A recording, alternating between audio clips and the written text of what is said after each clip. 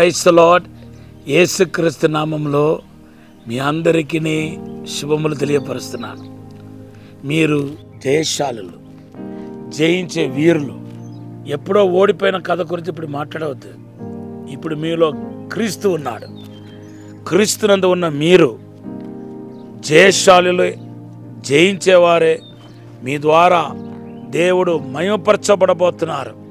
రాబోతున్న దినాల్లో ఒకటి తర్వాత ఒకటి బలమైన, అసాధారణమైన, అద్భుతమైన కార్యం జరగబోతున్నాయి. మీరే ప్రభును గొప్పగా కనపరచబోతున్నారు. 1 కొరింథీ పత్రిక 15:57 బట్టి జయమిచ్చిన దేవునికి స్తోత్రం అనబోతున్నారు. రెడీ కాండి. దేవుడు మీకు గొప్ప ఆశీర్వాదాన్ని, విడుదలను, అద్భుతాన్ని, స్వస్థతనిచ్చి గణపరచబోతున్నారు. కొంతమంది మీ ఇంట్లో రేపు టెస్ట్కి వెళ్ళబోతున్నారు. నార్మల్ రిపోర్ట్ రాబోతున్నాయి. Thank you lord. దేవుడు స్వస్థపరిచి అద్భుతం చేయబోతున్నాడు. అంతేకాదు కొంతమంది అప్పు తీరబోతున్నాయి. ఒక బ్రేక్ త్రూ రాబోతుంది. ద్వితీయోపదేశ కాండం 28:12-13 వాగ్దానం చేస్తున్నాడు. దేవుని బిడ్డలారా, మత్తయి సువార్త 4వ అధ్యాయంలో 40 రోజులు ప్రార్థనలో ఉన్నప్పుడు సాతాను శోధించాడు. ఎంత దారుణమో చూడండి.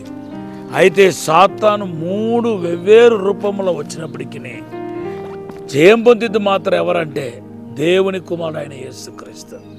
మీరు ఒకటి చెప్పనా, అచ్చం ఇప్పుడు దేవుని కుమారులు ఎవరంటే మీరే. యోహాను సువార్త 1:12 చెప్తుంది, మిమ్మల్ని దేవుని కుమారులుగా ఆయన స్వీకరించాడు. మీరు దేవుని కుమారులే, ముమ్మాటికి మీరు దేవుని కుమారులే. సాతాను ఏ రూపంలో వచ్చినా మీరు జయిస్తారనేది ఈరోజు దేవుడు మీకు చెప్పమని తెలియపరిచిన వాక్యం. చూడండి, ప్రకటన గ్రంథం 12:10 గడ్డ సర్పమైన సాతాను మొదటి ఆదాము దగ్గరికి ఎలాగ వెళ్ళాడు? గడ్డ సర్ప రూపంలో వెళ్ళాడు.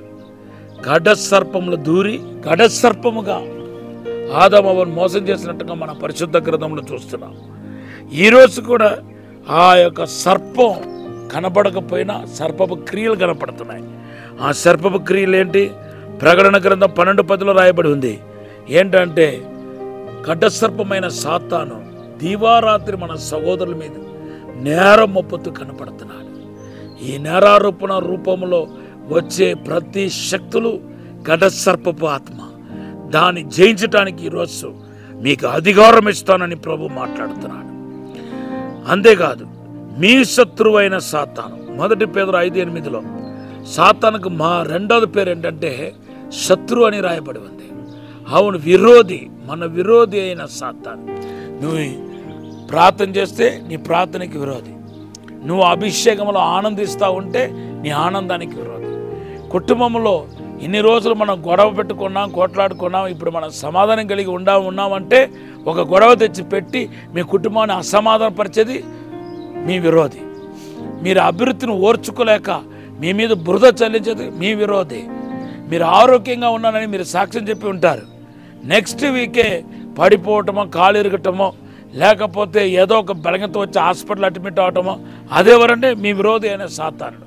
మీ సాక్ష్యానికి విరోధంగా ఇదిగో నువ్వు సాక్ష్యం చెప్పావు కదా ఇప్పుడు చూడన్నట్టుగా నిన్ను బాధ పెట్టేది సాతానుడు. సో సాతానుడు ఏ రూపంలో వచ్చినా దేవుడు మీకు సంపూర్ణమైన విడుదల ఇవ్వబోతున్నాడు.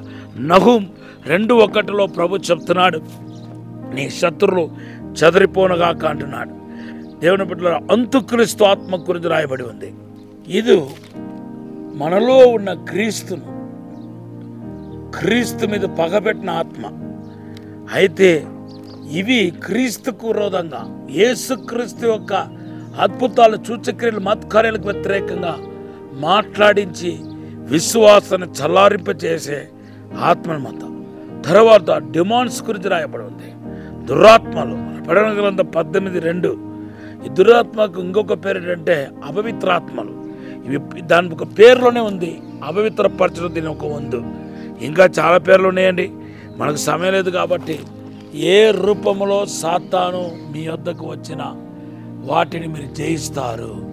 మీ కాలు కింద సాతాను తొక్కబడతాడు, వాడి క్రియ లయమైపోతాయి. రోమాపత్రిక 16:20 దేవుడు వాగ్దానం ఇస్తున్నాడు. పరిశుద్ధము నమ్మకమైన పరలోక తండ్రి, ఇప్పుడే ప్రతి బిడ్డలు ఆశీర్వదించి దీవించి సాతాను పైన అధికారం ఇచ్చి నడిపించమని యేసు నామములో అడిగి వేడుకుంటున్నాము తండ్రి, ఆమేన్. ఈరోజు అంతా మీరు హ్యాపీగా ఉందరుగాక, ఆశీర్వదించబడదురుగాక, ఆరోగ్యంతో ఉందరుగాక, కృపాక్షేమలు వెంట వచ్చిన గాక. ఆమేన్.